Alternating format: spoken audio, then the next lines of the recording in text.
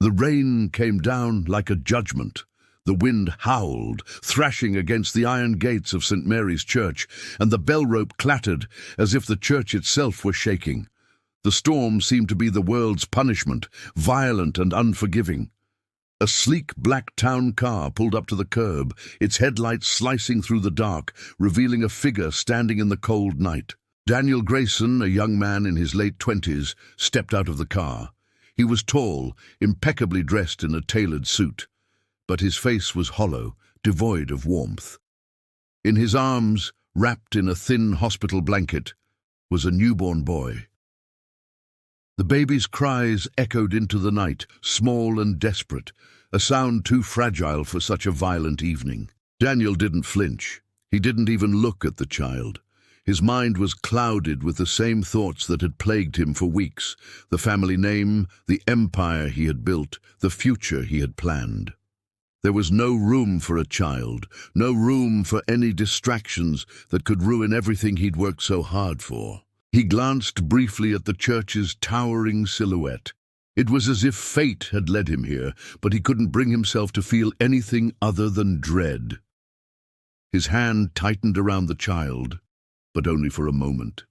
This was the right thing, he told himself. His life, his reputation, everything depended on it. He knelt down on the wet stone steps and gently placed the child in the cold, damp darkness, tucking the blanket around him tightly.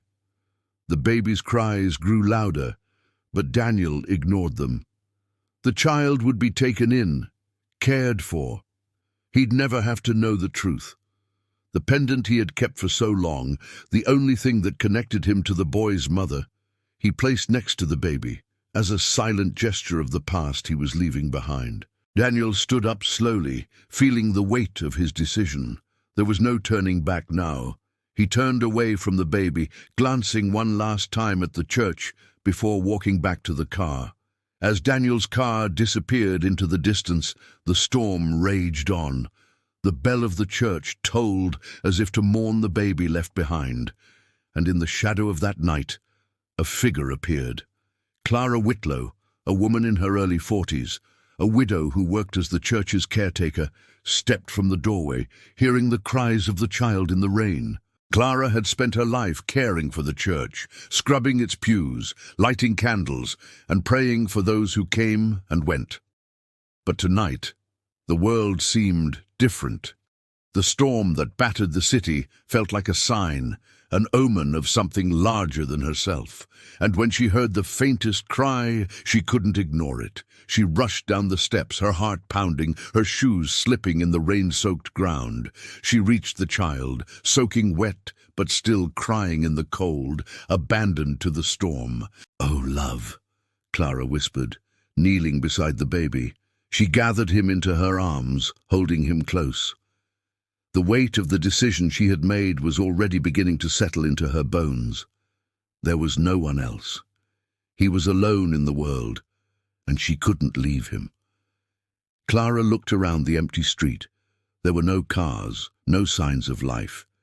Just the storm and the child in her arms. She glanced at the pendant beside the boy, its silver glinting in the faint light from the church window. It was engraved with the letter S. "Samuel," she said softly, her voice steady despite the fear in her chest. "That's your name." With the baby tightly wrapped in her arms, Clara hurried inside the church, the warmth of the candles welcoming her. She laid the baby on the pew, her hands shaking as she removed his wet blanket and checked for any signs of injury. He was cold, but there were no immediate signs of harm. She gathered him in her arms once more, wrapping him in the warmth of the church's old blankets. Clara's heart ached, but she didn't hesitate. She had made her choice. The world could be cruel, but she would give this child love, warmth, and a chance to survive. Outside, the storm continued, the world still raging. But inside the church, the baby's cries faded as Clara hummed a soft lullaby, her tears blending with the rain that pounded the windows. She held him close and whispered, "I'll keep you safe, Samuel. You're mine now, and I'll never leave you." The years passed quickly, but they weren't kind. Samuel grew fast, each year adding new challenges to the already heavy burden Clara carried. She had never been one to complain. She worked long hours, cleaning houses, scrubbing floors, and doing anything she could to make sure Samuel had food to eat and a warm bed to sleep in. Her own health was another matter. The work, the years of scrubbing church floors and dusting the pews had taken a toll. Her cough worsened every winter. The once strong woman who had cared for the church now found herself struggling to even climb the stairs of their small apartment. But even as her body grew weaker, her heart grew stronger, full of love for the child she had taken in. Every morning, Samuel woke up to the smell of bread and tea, a routine he cherished. But as he grew older, he began to notice the difference between himself and the other children in the neighborhood. His friends had things he didn't: bikes, new clothes, toys. But Samuel never complained. His mother had always told him that love was the most important thing, and he believed her. But even Samuel, with all his heart, couldn't ignore the fact that they were always short of money. He watched his mother cough and grow paler each winter. He saw the way her eyes would flicker with fear when the landlord knocked on their door, demanding the rent that Clara couldn't afford. He knew that they were surviving on scraps, but it never stopped her from giving him everything she had. One day, Samuel asked her, "Ma, why don't we have a car like the other families? Why don't we go out to eat like them?" Clara smiled, though it was tinged with sadness. "Some people drive to where they need to go, Samuel, but we walk. Walking lets you see the world around you. The world is beautiful when you take your time to look at it." Samuel nodded, but in his heart something stirred. The desire for more, the desire to change things. He loved his mother, and he would do anything to make her happy. But one night, as the winter cold crept into their small apartment, Clara collapsed on the floor. Samuel had never seen her so weak, so vulnerable. She had been coughing for days, but this time it was different. This time she couldn't catch her breath. He panicked, running to the neighbor's house for help. Mrs. Hughes, the kind woman who ran the local cafe, came rushing to their apartment, her face filled with concern. "We need to get her to a doctor, Samuel. She's not well, but she needs medicine." Samuel's heart raced. He had never felt so helpless. He went to the local pharmacy the next day, holding his pocket change tightly. The man behind the counter shook his head when he saw the money Samuel had. "I'm sorry, son," the pharmacist said. "This is a prescription for something expensive. You can't buy this with a few coins." Samuel's shoulders slumped. He stood there for a long moment, staring at the medicine behind the counter. He had to do something. He had to find a way. That night, after his mother had fallen asleep, Samuel slipped out of the apartment.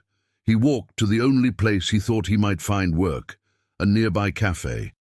Mrs. Hughes had always told him he could come by and help with the dishes. He hoped tonight she would say yes. When he arrived, Mrs. Hughes looked surprised but smiled warmly. "Samuel, what brings you here this late?" "I need to work," Samuel said, his voice tight. "I need to earn some money." Mrs. Hughes looked at him for a long moment before nodding. "All right, son. You can wash dishes for me tonight, but I expect you to keep your head up, no matter what." Samuel worked through the night, his hands sore from scrubbing and cleaning. When Mrs. Hughes handed him a few bills at the end of the night, he smiled, even though he was exhausted. It wasn't much, but it was enough to buy the medicine his mother needed. The next morning, Samuel brought the medicine to Clara, his heart pounding in his chest. She looked at him with surprise and gratitude, her eyes filled with tears. "You did this, Samuel?" she asked, barely able to believe it. "I couldn't let you suffer," Samuel said quietly. "You've given me everything, Ma. It's time I gave something back."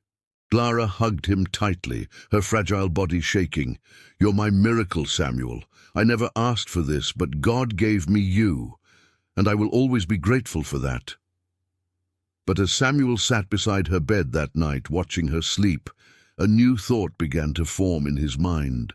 A thought that would change everything. He had given his mother everything he could, his time, his effort, his love. but he realized that there was something more he needed to find.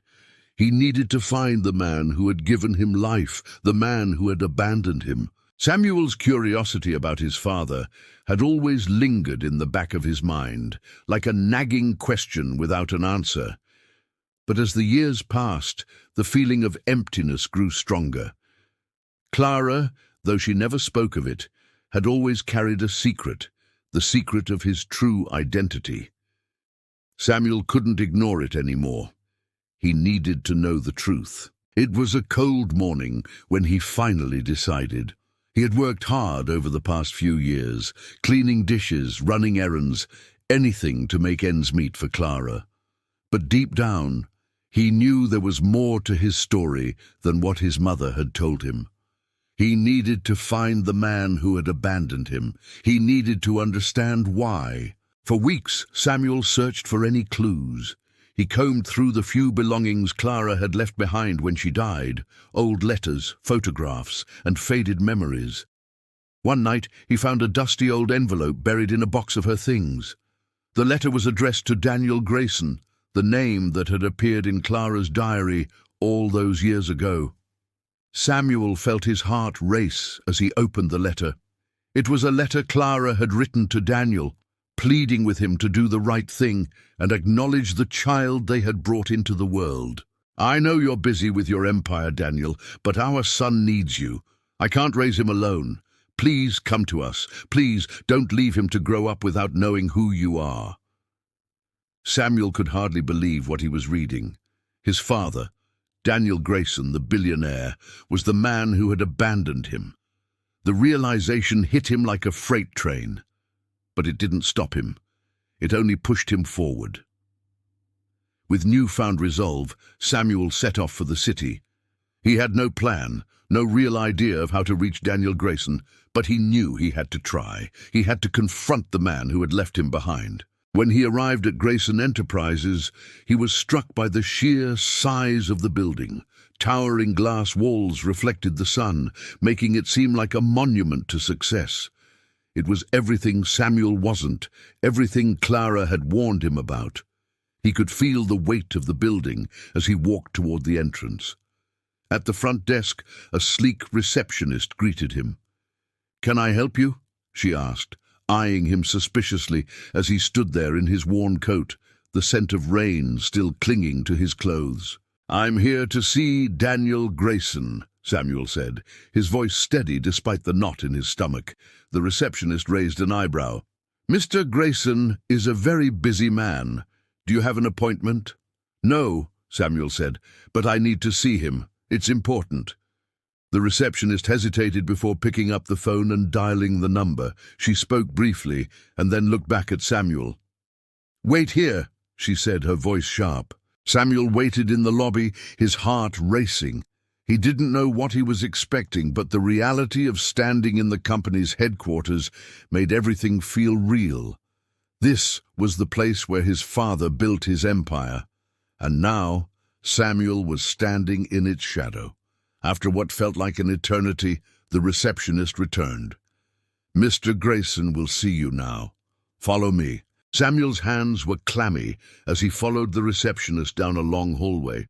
The walls were lined with photos of Daniel Grayson's most notable achievements, awards, partnerships, and media recognition. At the end of the hall, they stopped in front of a large, polished door. The receptionist knocked once before opening it. Inside, Daniel Grayson sat at a massive desk, the kind of desk that seemed too grand for any one person. He looked up, his eyes cold but not unkind. "Mr. Whitlow, I presume," Daniel said, his voice calm, as though he were used to people entering his office uninvited. Samuel didn't speak at first. The man before him was everything Samuel wasn't: powerful, wealthy, respected. Daniel Grayson was the embodiment of everything Samuel had longed to understand. "Are you my father?" Samuel finally asked, his voice barely a whisper. Daniel's eyes softened slightly, though his posture remained firm. He stood and walked around his desk slowly, as if weighing his words carefully. "Samuel," Daniel began, his voice tinged with regret, I never intended for you to find out this way. I made mistakes, terrible mistakes, and I thought I was protecting you from them." Samuel's breath caught in his throat. Protecting me? By abandoning me? By leaving me on the steps of a church? Daniel's face hardened. "It wasn't as simple as that. You don't understand." "I understand enough," Samuel cut him off. "You left me. You left me to grow up in the dark, not knowing who I was, and you didn't care." Daniel stood still for a long moment, his eyes searching Samuel's face. "You're right. I left you. I was selfish. I was terrified of what it would cost me to take responsibility. But that doesn't change the fact that you're my son. You have a right to know who you are." "Who I am," Samuel said bitterly. "I don't need to know your name to know who I am. I've spent my whole life trying to figure it out without you." Daniel's expression softened, and he took a step forward. "I'm sorry, Samuel. I've spent too long living in my mistakes, but I want to make things right if you'll let me." Samuel stared at him, the weight of years of abandonment pressing down on his chest. He wanted to scream. He wanted to tell Daniel everything he had lost. But instead, he stayed silent. Daniel reached into his desk drawer and pulled out the silver pendant, the same one Clara had left with him when she found him on the steps. He held it out to Samuel. "This belongs to you," Daniel said, his voice quiet but firm. "Your mother gave it to you when she found you, and I kept it, even though I had no right to." Samuel took the pendant, his fingers trembling. It was the same pendant that had been left with him all those years ago, and for the first time it felt like a connection, something more than just a memory. "I'm not asking for forgiveness, Samuel," Daniel said. "I'm asking for a chance to make up for what I did." Samuel looked at him, the anger slowly beginning to fade. "I don't know if I can forgive you," he said, his voice thick with emotion. "But I'll give you a chance to prove it." The following days were a whirlwind.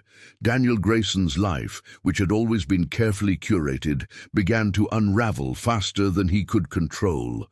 The truth about Samuel Whitlow, his son, the child he had abandoned, spread through the media like wildfire. Headlines screamed of his mistake, the man who had everything but had left behind a part of himself. The public outrage was immediate and intense. The media circled him, hungry for any shred of scandal they could use to further destroy his reputation. "Billionaire's secret son exposed. Grayson's hidden past" was the headline that haunted him wherever he went. His name, once associated with power and success, was now tied to shame and betrayal. Daniel sat in his office, alone, the phone buzzing non-stop. His assistant's voice came through the speaker, hesitant. "Mr. Grayson, the board wants to meet with you as soon as possible. There's talk of a vote to remove you from your position." He sighed, rubbing his face. The pressure was mounting. His empire, the one he had built from the ground up, was crumbling in front of him. The whispers from the board members, the investors, the public. They all demanded something from him now, an explanation. An apology, something to fix the mess he had made. But nothing could fix this. Not anymore. As the media storm raged around Daniel, Samuel withdrew. The confrontation with Daniel in his office had left him with more questions than answers. What did forgiveness mean? Could he forgive a man who had left him to grow up in the dark without the truth? Samuel had spent his entire life wondering who his father was, only to learn that the man who abandoned him had all the power in the world and used it to hide his mistakes. The pendant in his hand, once a symbol of connection, now felt like a burden. It was hard to look at it without thinking of the years he had lost. That night he returned to the church where he had grown up. The old pews were empty, the cold air carrying the scent of rain and dust. He sat alone in the silence, the weight of everything settling in his chest. He had never wanted revenge. He had only wanted to understand, to find the truth. But the truth had brought him nothing but pain. "Why?" Samuel whispered aloud, the sound swallowed by the empty church. Father Raymond entered quietly, sensing Samuel's distress. "Samuel, you've been carrying this for a long time, haven't you?" Samuel looked up, his face worn with years of searching for answers. "I don't know how to forgive him, Father. I don't even know if I should." The priest nodded slowly, sitting beside him. Forgiveness doesn't mean forgetting, Samuel. It means giving up the hope that the past could have been any different. Samuel stared at the pendant in his hand. The past is all I have left. The past is the only thing that feels real. Father Raymond placed a gentle hand on Samuel's shoulder. But it's not the only thing. The future is still ahead of you. And the future doesn't have to be shaped by the mistakes of the past. Samuel nodded, though his heart felt heavy. I don't know if I'm ready to forgive him. Forgiveness isn't for him, Father Raymond said quietly. It's for you, to let go of the burden so you can move forward. Meanwhile, Daniel had been fighting a battle on his own. His company was on the verge of collapse. Shareholders had called for his removal. Investors were nervous. His world, once built on strength and dominance, was now crumbling in front of his eyes. He had tried to ignore the pain, the guilt, but now it was impossible to escape. Every time he walked into his office, every time he signed another deal, the thought of Samuel lingered in the back of his mind. He could hear Clara's voice, soft but unwavering. "You can't hide forever, Daniel." And she was right. He had spent years running from the truth, running from his past. But now the truth was here, and it wouldn't let him go. He called his assistant.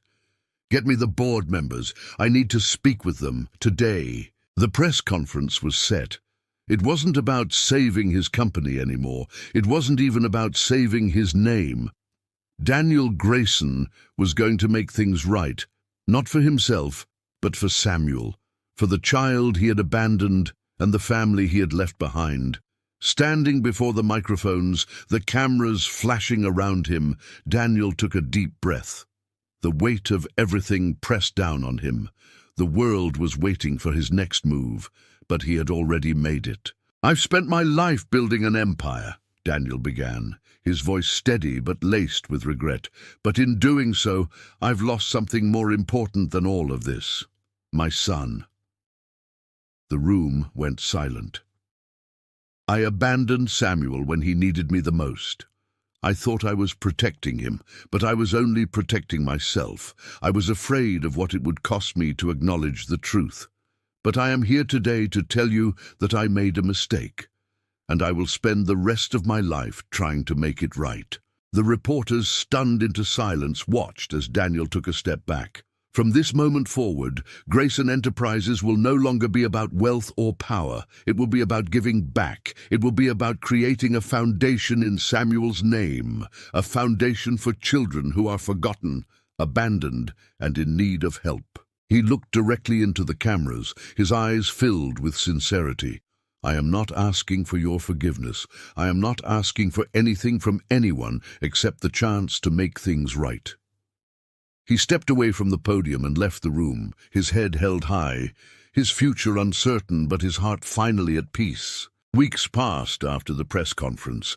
The media frenzy died down, but the consequences of Daniel's actions were far from over.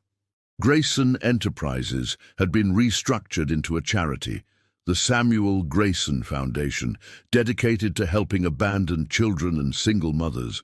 But despite the changes, despite the public declarations, Daniel's heart still carried the weight of everything he had lost. Every day, he walked past the glass walls of his office and stared at the city skyline. The business empire he had spent his life building was now a shell of what it once was. But in its place stood something more important, a chance to rebuild not just his reputation, but his soul. He knew he had done something good, but it still wasn't enough. Not yet. He needed to see Samuel. He needed to know if his son could ever forgive him. Samuel had been quiet for weeks after the public exposure. He had withdrawn from the world, retreating to his small apartment. He knew the truth now, and it had shattered something inside him, something he couldn't put back together. He had tried to forgive Daniel, to believe in the redemption his father had promised, but the hurt was still too raw. The world expected forgiveness. But Samuel wasn't sure he was ready to give it. Then one day there was a knock on his door. He opened it to find Daniel Grayson standing on the threshold, the man who had abandoned him, the man who had caused him a lifetime of pain, the man who had, in the end, changed. For a long moment, neither of them spoke. Samuel's heart raced, but he said nothing. Finally, Daniel broke the silence. "I know you don't owe me anything, but I'm asking for your forgiveness, Samuel, not because I deserve it, but because I want to be your father, in any way that I can be. I can't change the past, but I want to be part of your future." Samuel looked at him, the anger, the confusion, the hurt still sitting heavy in his chest. But as he stared at Daniel, something else began to surface. Something he hadn't expected. The truth was right in front of him. His father was standing there, finally showing up after all these years. "You abandoned me," Samuel said quietly, the words painful but necessary. "You left me in the dark. I don't know if I can ever forgive you for that." Daniel lowered his head, his eyes filled with remorse.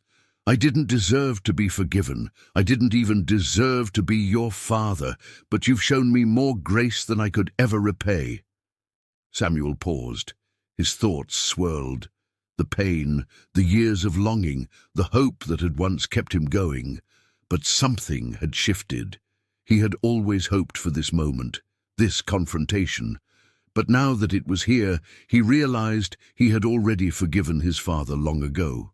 Not because Daniel deserved it, but because he needed to let go. "I can't forget what you did," Samuel said, his voice soft but firm, "but I don't need to carry this anymore." Daniel's face softened with relief, but it wasn't just relief for him. It was for Samuel too. The years of guilt had finally lifted. He stepped forward slowly, offering his hand. Samuel looked at it for a moment before taking it, the weight of their past finally easing into something new. "I'm not asking you to forget," Daniel said, his voice thick with emotion. "I'm asking you to let me make it right." Samuel nodded, a faint smile breaking through the heaviness in his chest. "You already have." In the weeks that followed, Daniel and Samuel spent time together, slowly rebuilding their relationship. It wasn't easy. There were moments of awkward silence, moments of tension as they tried to find their footing. But with every conversation, with every action, they began to heal. Samuel took over the Samuel Grayson Foundation, dedicating himself to helping children who had suffered the same fate he had. He worked tirelessly, pouring his heart into every child's story. And in doing so, he found the meaning he had been searching for all his life. Daniel, now no longer consumed by his empire, devoted his time to the foundation, helping to fund and support its programs. But more than that, he became involved in the lives of the children, serving as a mentor, not just to Samuel, but to every young person who walked through the doors of the foundation. Years passed, and Daniel and Samuel continued to grow closer. Samuel found himself not just forgiving his father, but accepting him. He began to understand that forgiveness wasn't about the other person. It was about setting himself free from the chains of resentment. And through his father's efforts, through their shared work at the foundation, Samuel saw that redemption was not something that could be bought. It had to be earned, one act of kindness at a time. On the anniversary of the day Samuel was abandoned, Daniel took him back to St. Mary's Church, the place where it all began. Standing at the door, Daniel looked at Samuel, his heart full. "I don't know what would have happened if I hadn't left that night," Daniel said softly, "but I do know this. Meeting you again has been the greatest blessing of my life." Samuel smiled, the weight of the past finally released. "And it's been the greatest gift of mine. Because in the end, blood makes you related, but love, forgiveness, and grace make you family." Samuel and Daniel's journey wasn't about forgetting the past, it was about embracing the present and building a future together.